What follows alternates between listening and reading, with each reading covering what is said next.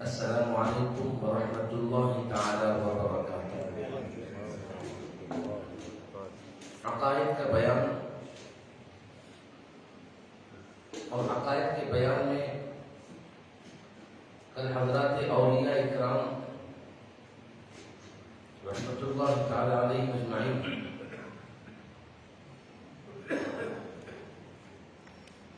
اور ان کی سیرت اور ان کی عظمت اور ان کی شان و عظمت کے متعلق کچھ ایسی باتیں ہمیں پڑھنے کا موقع ملا، اور اس کے علاوہ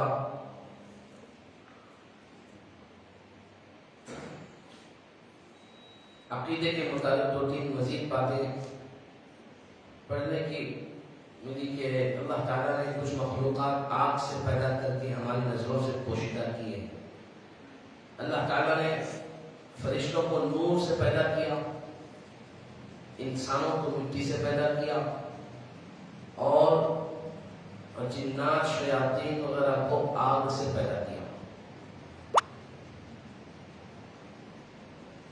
اور صرف اللہ تعالیٰ نے انسان اور جنات کو اپنی ہی عبادت کے لیے پیدا کیا۔ ہماری دنیا میں پیدا ہونے کا مقصد اپنے رب سبحانہ و تعالیٰ کی عبادت کرتے رہنا، اسی کی اطاعت و فرما برداری کرتے رہنا۔ مزید بدعت کی تعریف اور اس کی تفصیلات بھی کل کے بیان میں تفصیلی طور پر ہمارے سامنے آئی۔ آج چونکہ قرآن و حدیث سے مسائل کا نکالنا ہر شخص کا کام نہیں، اس لیے اگلے بڑے بڑے عالموں نے قرآن و حدیث کو سمجھ کر ان سے مسائل نکالے ہیں۔ ان مسائل کو فقہ اور ان عالموں کو مجتہد کہتے ہیں۔ اب مجتہد کی تفصیلات کیا ہے دیکھیں آپ۔ قرآن و حدیث اور اجماع و قیاس سے کوشش کر کے مسائل کا نکالنے والا مجتہد ہے۔ مجتہد کی تعریف یعنی مجتہد کہتے کس کو؟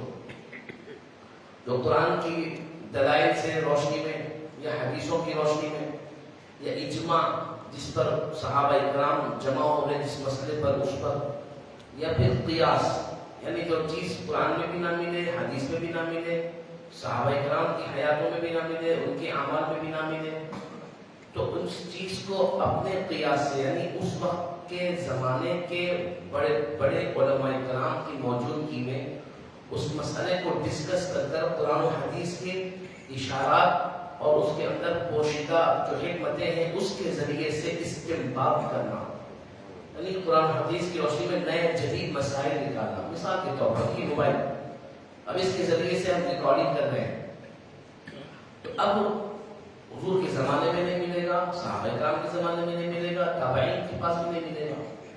تو ایسی چیزیں کہ کیا اس کی گنجائش شریعت میں ہے؟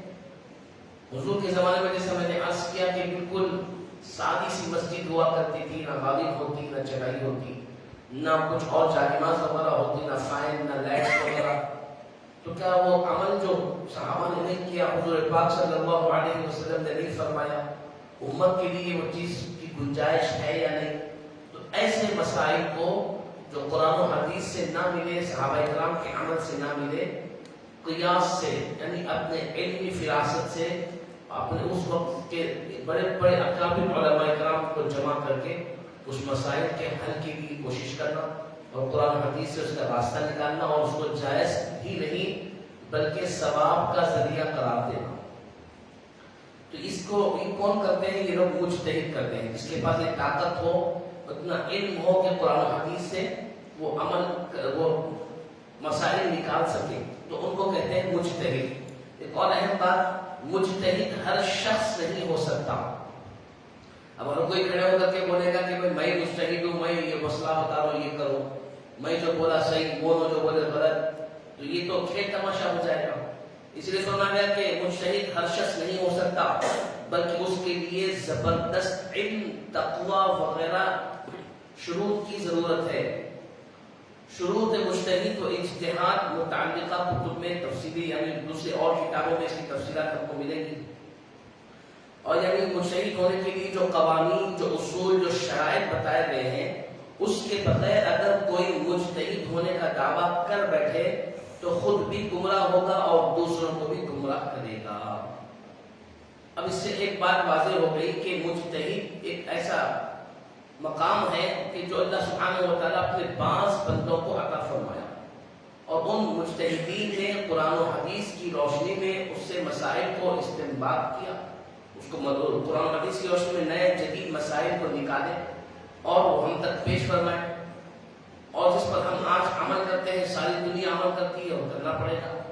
اور اس میں یہ چیز ضروری ہے کہ یہ ہر کوئی بندہ نہیں کر سکتا، اس کے لیے خاص علم، تقوی اور کچھ علمی شرائط کی ضرورت ہے کہ قرآن و حدیث کے اتنے علوم اس کو آنا چاہیے، اتنی ساری حدیثیں یاد ہونی چاہیے، حدیث کی اتنی کتابیں کو یاد ہونی چاہیے، تمام تر یہ بہت ساری علمی شرائط ان کے اوپر لازم آتے ہیں۔ تو ایسے لوگوں کو کہتے ہیں مجتہد، جو ان میں مہارت حاصل کرتے ہیں۔ سب میں زیادہ مشہور و مقبول 4 مجتہد ہیں، مجتہد کچھ اور بھی زیادہ ہوئے ہیں لیکن مشہور جو ہے وہ 4 ہے جن کو امام کہتے ہیں ہم۔ نمبر 1 امام اعظم ابو حنیفہ، نمبر 2 امام شافعی، نمبر 3 امام مالک، نمبر 4 امام احمد بن حنبل رحمۃ اللہ علیہ۔ یہ 4 مجتہد ائمہ اکرام ہیں۔ ان کی پیروی کرنے والوں کو الگ ترتیب حنفی، شافعی، مالکی، حنبلی اور مجموع، ان تمام کو جمع کر کے اہل سنت و جماعت کہتے ہیں۔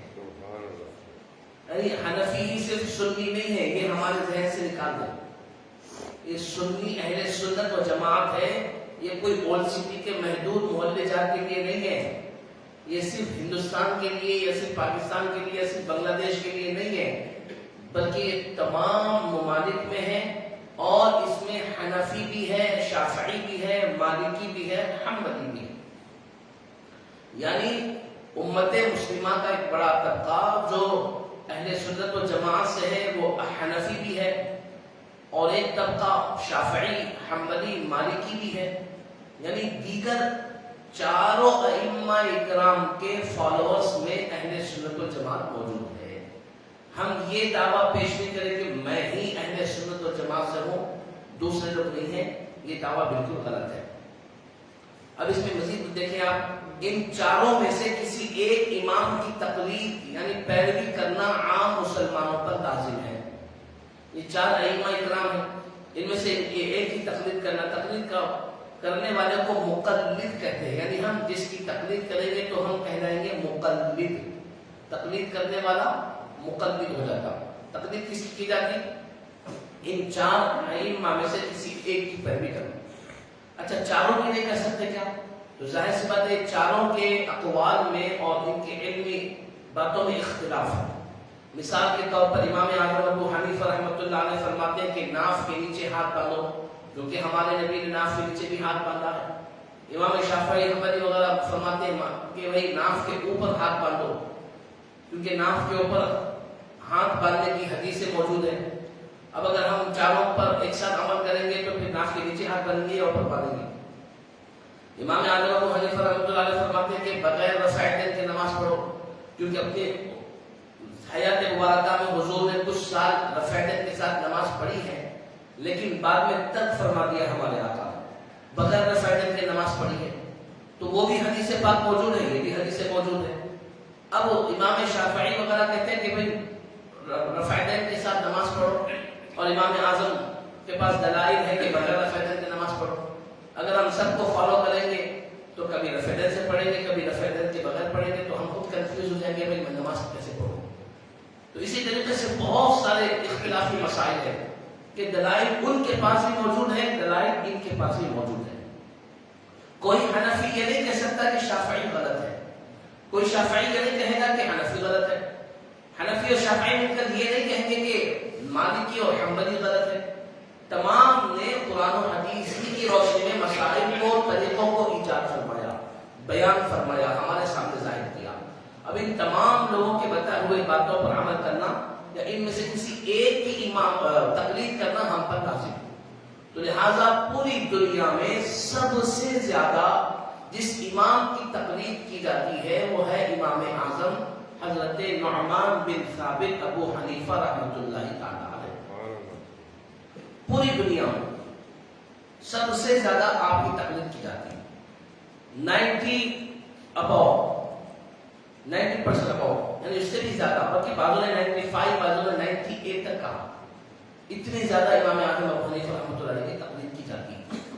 اب ایک بات ذہن میں اپنے رکھنا ضروری ہے، کیونکہ آج کل ہر کوئی اپنے اپنے طور پر اپنے اپنے انداز سے لوگوں کو اپنی طرف کھینچنے کی کوشش کر رہے ہیں۔ ان میں سے کسی ایک کی تقلید کرنا ہم پر لازم ہے، تو لوگ بولتے ہیں کہ بھائی قرآن و حدیث کی تم تقلید کرتے نہیں، اماموں کی تقلید کرتے، تم نبی کی تقلید کرتے نہیں، امام کی تقلید کرتے، بولتے ہیں کہ بھائی ہم جس کی تقلید کرنے والے ہیں وہ اللہ کے نبی ہیں، ہم کسی امام کی تقلید نہیں کرتے۔ تو ان لوگوں کے ہمارے اپنے ذہن میں بیٹھنے کے لیے بات کہ نادانی یہ نہ کہا جائے نادانی میں کہ بھائی ہم ان کی تقلید نہیں کرتے، ان کی تقلید کرتے ہیں۔ بھائی کسی ایک امام کی تقلید ہم اس لیے کرتے ہیں کیونکہ ان کے پاس قرآن و حدیث کو سمجھنے کا ہم سے بہت زیادہ علم تھا، اور انہوں نے جو مسائل، جو طریقے، جو باتیں ہمارے سامنے رکھی ہے، انہوں نے اپنی مرضی سے نہیں رکھی کہ میں نے یہ مسئلہ ایجاد کیا، نہ، بلکہ امام اعظم ابو حنیفہ ہو یا امام شافعی ہو یا دیگر ائمہ ہو، ان تمام نے قرآن اور حدیث کی روشنی میں مسائل کو نکالا۔ ان کا کہنا اپنا ذاتی کہنا نہیں تھا، بلکہ قرآن میں جو آیا ہے، حدیثوں میں جو آیا ہے، اور صحابہ کرام کے اقوال اور ان کے اعمال میں جو آیا ہے، ان لوگوں نے اسی کو پیش فرمایا اور اسی کے مطابق عمل کرتے ہیں۔ تو لہٰذا ہم کو آنکھ بند کر کے ان کے مسائل کو ایکسپٹ کرنا، قبول کرنا اور اس پر عمل کرنا، اس کو کہتے ہیں تقلید۔ تو لہٰذا اس میں ہمیں ضروری ہے کہ اس طرح توجہ کریں اور ہم اس میں بحث میں نہ پڑیں۔ آج کل بہت سارے لوگ مباحثہ میں پڑ جاتے ہیں۔ بھائی جس چیز کے معاملے میں جس کے پاس جتنا علم ہوگا وہ اتنا ماہر ہوگا۔ اب ہماری کمزرفی کہیں آپ، یا پھر بربادی کہیں، یا شیطان کی کامیابی کہیں، کہ دنیا کے کسی بھی معاملے میں ہم یہ نہیں کہتے کہ بھائی وہ چیز آسان ہے تم کر لو۔ یعنی مثال کے طور پر ہم بیمار اگر ہو گئے تو ہم ہرگز بھی یہ نہیں بولتے کہ بھائی دیکھو بیمار ہو گیا، ڈاکٹر کے پاس جاؤ، بیٹھو، اسے پوچھو، فیس دیو، انہیں جاسوس گولی کھاؤ، یہ ضروری ہے کیا؟ بٹ گناہ ہو جائے گا کہ میرے کو اللہ تعالیٰ دماغ دیا، عقل دیا، سمجھ دیا، میں خود MBBS کی کتابیں خریدتا ہوں، اس میں سے گولیاں نکال کے خرید کے کھاتا ہوں، ہو سکتا۔ گھر بنانا ہے، آپ بول رہے کہ بھائی دیکھو انجینئر کو لاؤ، ہزاروں روپے ڈال کے ڈیزائن دیو، مشورے کرو، پھر اس کو فیس دیو وغیرہ وغیرہ، اتنا لمبا کام کریں گے۔ میرے کو اللہ تعالیٰ عقل دیا، سمجھ بوجھ دیا، میں ہوشیار ہوں، میں اپنا گھر پورا بنا دے تو انجینئر کی ضرورت نہیں، تو پورے گھر کا کنڈم ہو جاتا۔ اسی طریقے سے اب دنیا کی ہر چیز کی مثال دیتے ہیں۔ کوئی بندہ یہ کوشش نہیں کرتا کہ وہ معاملہ میں اپنے طور پر کر لوں گا، نہیں، اس کا جو ماہر ہے اس کے پاس جاتا ہے، اس سے فائدہ حاصل کرتا ہے۔ لیکن شیطان نے لوگوں کو گمراہ کرنے کے لیے یہ ذہن میں بٹھا دیا کہ دین کا علم ہم اپنے دماغ سے سیکھ سکتے ہیں، قرآن کو ہم اپنے دماغ سے سمجھ لیں گے۔ لہذا لوگوں نے سمجھنا شروع کیا تو اس کے اندر نئے چیزیں ایجاد ہونے لگی اور گمراہی کی باتیں ہونے لگی۔ اب گمراہی کا معاملہ یہاں تک آ گیا کہ جتنے ائمہ بزرگان دین گزرے ہیں ان کو برا بھلا کہا جانے لگا، ان کی شان میں گستاخیاں کی جانے لگی، ان کو غلط ثابت قرار دیا جانے لگا، اور پتہ نہیں نئی باتیں کی جانے لگی۔ تو لہٰذا ہمارے لیے ضروری ہے کہ جس طرح ہم دنیاوی تمام تر معاملات میں اس کے جو ماہرین ہوتے ہیں انہی سے سیکھتے ہیں، انہی کو فالو کرتے ہیں، تو دین کے معاملے میں جو سب سے زیادہ ماہر ہے وہ یہ 4 ائمہ کرام ہیں، اور ان تمام کے استاد ہیں امام اعظم ابو حنیفہ رحمۃ اللہ علیہ۔ یہ تابعی ہے، امام اعظم ابو حنیفہ رحمۃ اللہ علیہ وہ اللہ کے بندے اور اللہ کے ولی ہے کہ جنہوں نے حضرات صحابہ کرام کا دیدار فرمایا۔ حضرت امام اعظم ابو حنیفہ رحمۃ اللہ علیہ تابعی، انہوں نے صحابہ سے سنا، صحابہ سے سیکھا اور قرآن و حدیث کی روشنی میں مسائل کو بیان فرمائے۔ تو لہٰذا ان تمام میں سے کسی ایک کی اتباع کرنا ہم پر لازم ہے، تو ہم امام اعظم ابو حنیفہ رحمۃ اللہ علیہ کی پیروی کرتے ہیں۔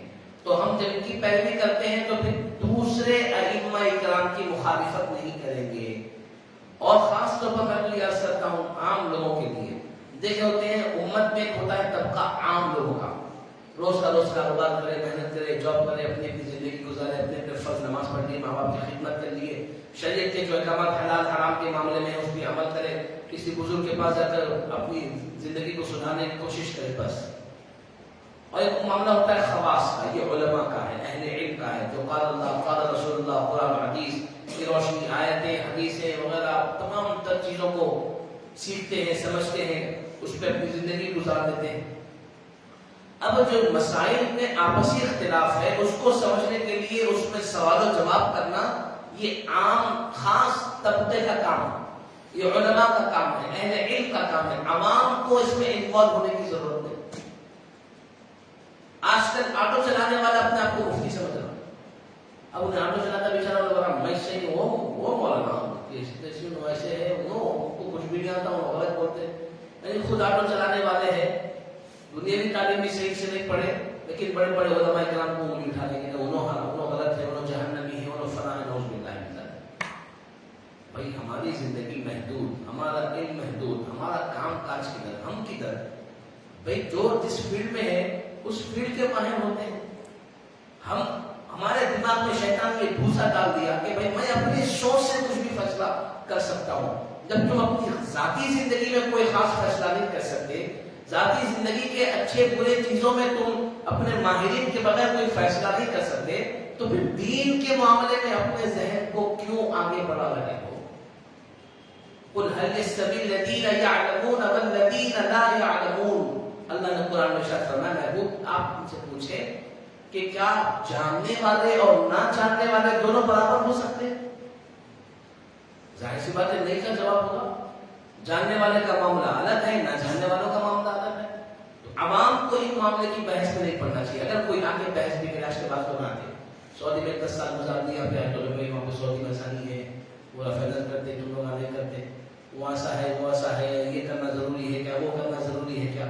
میں ہمیشہ عرض کرتا ہوں ہاتھ جوڑ کہ عام لوگوں کو یہ بحث و مباحث میں پڑھنے کی ضرورت نہیں. اگر کوئی آ کر ایسی بحث کرے تو ان کی ٹھڈی کو ہاتھ لگا کے بولنا, بھائی میں ہوں آٹو چلانے والا, میں ہوں نوکری کرنے والا, میں ہوں کاروبار کرنے والا, کاروبار کے بارے میں پوچھو, A to Z آپ کو سکھا دیتا ہوں.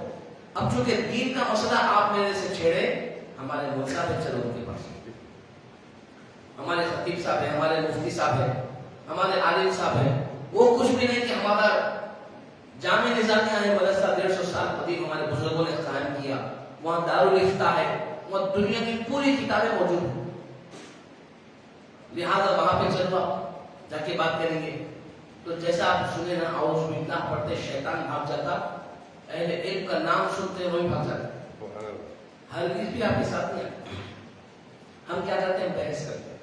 نہیں وہ ایسا علم کچھ بھی نہیں ہے, بحث کر رہے ہیں, لڑنے کی کوشش کر رہے ہیں, ٹھیک ہو جاتا ہے, پریشان ہو جاتا ہے, غصے میں آ جاتا ہے, غصے میں گالیاں دیتے, لڑ لیتے, کہیں مسئلے تو ڈنڈی لو, مارنے کو آ گئے.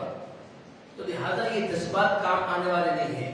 عقل سے کام کرنا, ہم اپنے ماہرین کی طرف رجوع کرنا. ایک جملہ بولنا ہے خالی, بھائی میں عام بندہ ہوں, میں یہ دینی تعلیم کے معاملے میں, قرآن و حدیث کے معاملے میں ماہر نہیں ہوں. اس کی باریکیاں کیا ہے, قرآن پاک ہے, اس کی آیتیں کہاں نازل ہوئی, کیوں نازل ہوئی, اس کا شان نزول کیا ہے, کتنی آیتیں راسخ ہے, کتنی آیتیں منسوخ ہے, کتنی آیتوں کے کیا احکامات ہیں, میرے کو کچھ نہیں معلوم.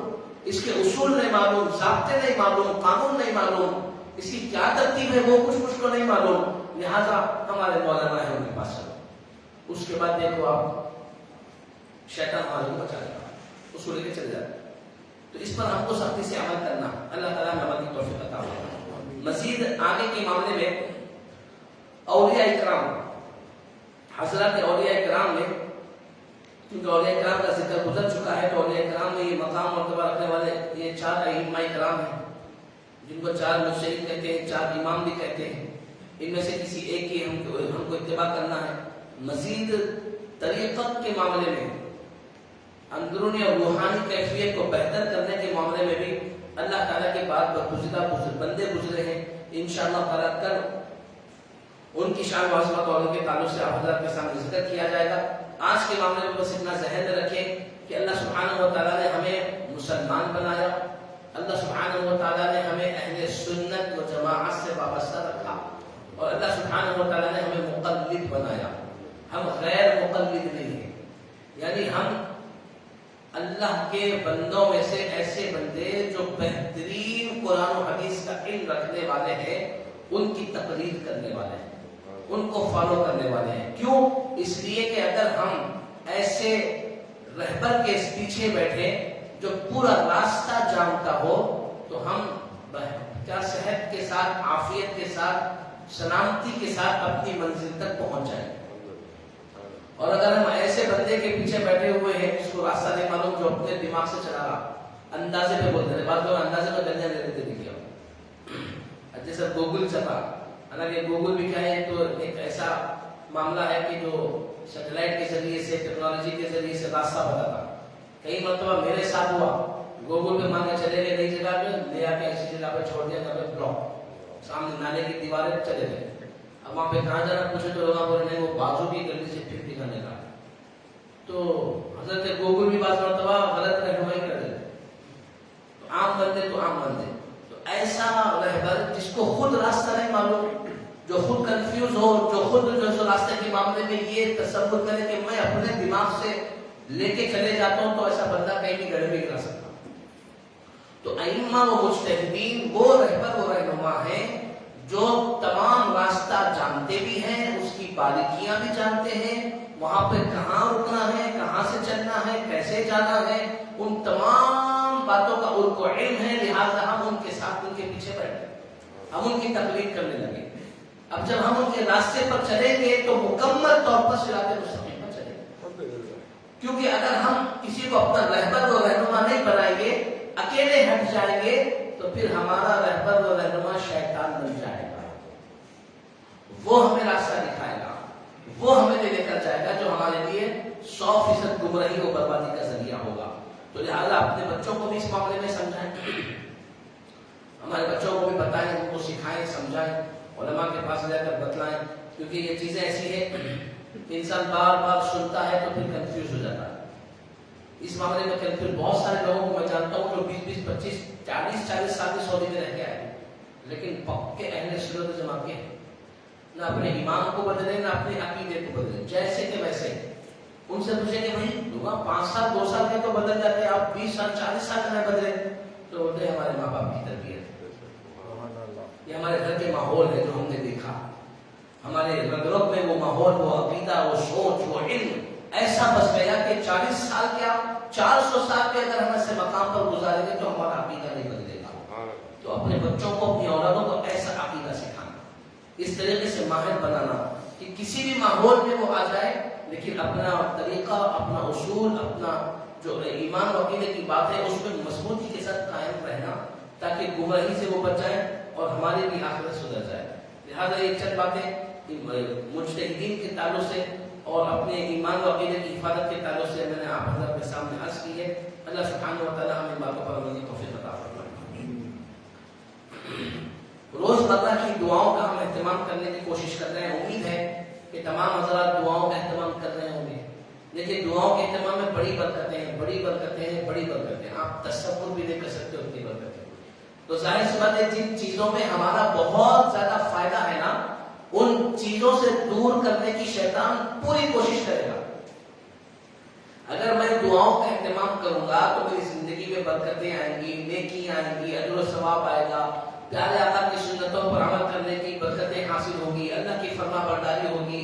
تو شیطان خاموش بیٹھا، مجھے وہ تعلیم نہیں کامیاب ہو جا رہا. لہٰذا شیطان کیا کرتا ہے، بھولا تھا ہمارے خیالات کو ایسا گول پھرا دیتا کہ ہم بھول جاتے، ہمارے ذہن سے باتیں نکل جاتی. تو ہم حالانکہ سوچ لیتے، اینڈ کھانے کا وقت آتا بھول جاتے کھانا کھا لیتے. یہ شیطان کی طرف سے ہوتا. تو اب اس کی عادت بنانا ہے. جب ہم ریپیٹ کرتے جائیں گے، بار بار پڑھتے جائیں گے، ایک دوسرے کو بولتے جائیں گے، تو پھر وہ ہماری عادت میں شامل ہو جاتا.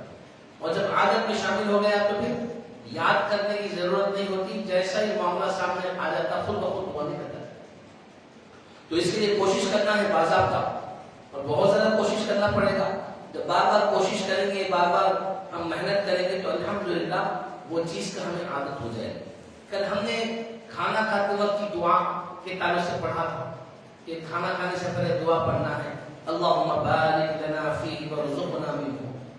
کہ ابھی بسم اللہ وعلی برکت اللہ، اللہ کے نام سے کھاتا ہوں، اللہ تو اس میں برکت عطا فرما۔ اس طریقے کی اگر ہم دعا پڑھ کر کے کھائیں گے تو وہ کھانے میں شیطان داخل نہیں ہوگا، اور اگر وہ کھانا ہمارے صحت کے لیے نقصان دہ ہوگا تو دعا کی برکت سے اللہ تعالیٰ اس غذا کے مضر نقصان دینے والے اثرات کو ختم فرما دے گا، اور وہ غذا ہمارے لیے برکت کا، صحت کا، تندرستی کا ذریعہ بنے گی۔ تو عادت بنا لینا کہ ہم ہمیشہ جو سو کھانا کھانے سے پہلے یہ دعا پڑھ لینا۔ اچھا، کھانا کھانے کے بعد بھی دعا ہے، تو آج کی دعا ہے کھانا کھانے کے بعد کی دعا۔ الحمدللہ الذی اطعمنا وسقانا وجعلنا من المسلمین۔ ترجمہ: تمام تعریف اللہ تعالیٰ کے لیے ہے جس نے ہمیں کھلایا پلایا اور ہمیں مسلمان بنایا۔ یہ کھانا کھانے کے بعد کی دعا ہے، اس دعا کا اہتمام کرنا ہے اور اس پر عمل کرنا ہے۔ انشاءاللہ تعالیٰ کل اس کے بعد کی جو دعا ہوگی ضروری اہم دعا ہوگی، کل ہم انشاءاللہ 2 دعائیں پڑھیں گے۔ کل ہم 2 دعا پڑھیں گے۔ ایک دعا تو یہ ہے کہ اگر کھانے سے پہلے دعا بھول گئے تو کیا کرنا۔ یہ تو کھانے سے پہلے کی دعا، کھانے کے بعد کی دعا ہوگی۔ بعض وقت جیسا بولو نا ذہن سے نکل جاتا، تو ذہن سے نکل گیا بھی تو کچھ شریعت میں ہماری رہنمائی ہے نہیں ہے، ہمارے آقا نے کسی معاملے میں ہم کو اکیلا نہیں چھوڑا۔ حضور صلی اللہ علیہ وسلم نے یہ بھی ہمیں سکھا دیا کہ شیطان تم کو بھولنے لگائے گا اور تم بھول جاؤ گے، اور جب تم بھول جاؤ گے تو کیا کرنا چاہیے، حضور نے اس کا بھی علاج بتا دیا۔ تو انشاءاللہ تعالیٰ کل وہ دعا، اور کسی کے پاس جب ہم مہمان بن کے جا کے کھاتے نا ولیمے دعوت وغیرہ، اس کی دعا بھی ہے ماشاءاللہ۔ ولیمے وغیرہ دعوت پورے چلے چٹی عقیقے وقیقے بریانیاں گھر بنونی، جتنے دعوتوں کی اللہ تعالیٰ آپ کو نعمتیں عطا فرماتا، وہاں خالی جا کے نکلنا نہیں، شکریہ بھائی ہوتی، اس کی دعا ہے، حضور وہ بھی دعا سکھائے، وہ دعا بھی ہم کو یاد کرنا ہے۔ تو لہٰذا آج کھانے کے بعد کی دعا جو ہم نے پڑھا ہے اس کو آپ سیکھیں، یاد کریں، پڑھیں، پابندی کے ساتھ پڑھیں تاکہ برکتیں ہوں۔ اللہ تعالیٰ میں عمل کی توفیق عطا فرمائے۔ سورتوں کی طرف آتے ہیں۔ اعوذ باللہ من الشیطان الرجیم، بسم اللہ الرحمن الرحیم، قل اعوذ برب الناس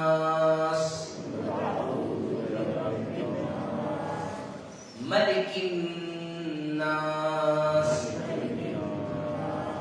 الہ الناس۔ یہ آخری سورت ہے قرآن پاک کی، سورہ ناس۔ اب اس کے اندر ہر آیت کے آخر میں غنہ ہے، غنہ۔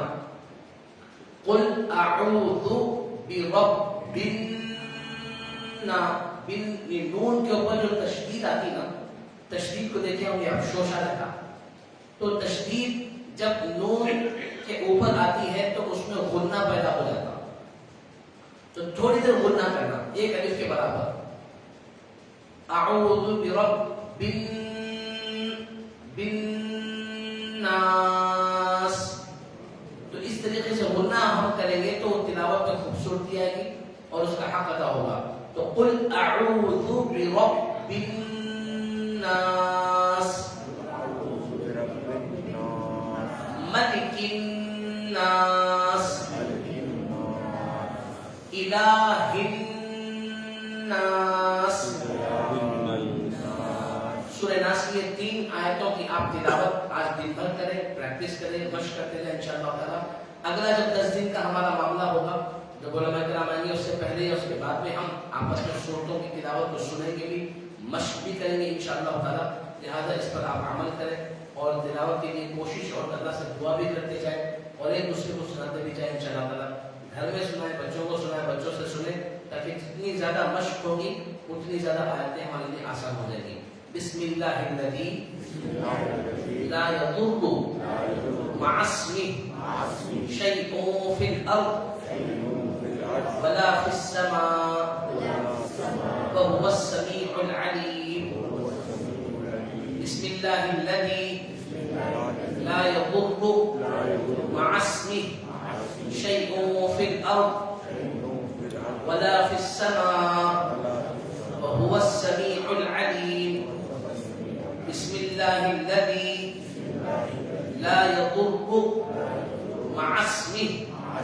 شيء في الأرض ولا في السماء وهو السميع العليم. یہ صبح شام پڑھنے کی دعا ہے جس کی بہت ساری برکتیں ہیں. مجلس ختم اور درود پاک. سبحان اللہ وبحمدہ سبحانک اللہم وبحمدک ونشہد ان لا الہ الا انت نستغفرک ونتوب الیک.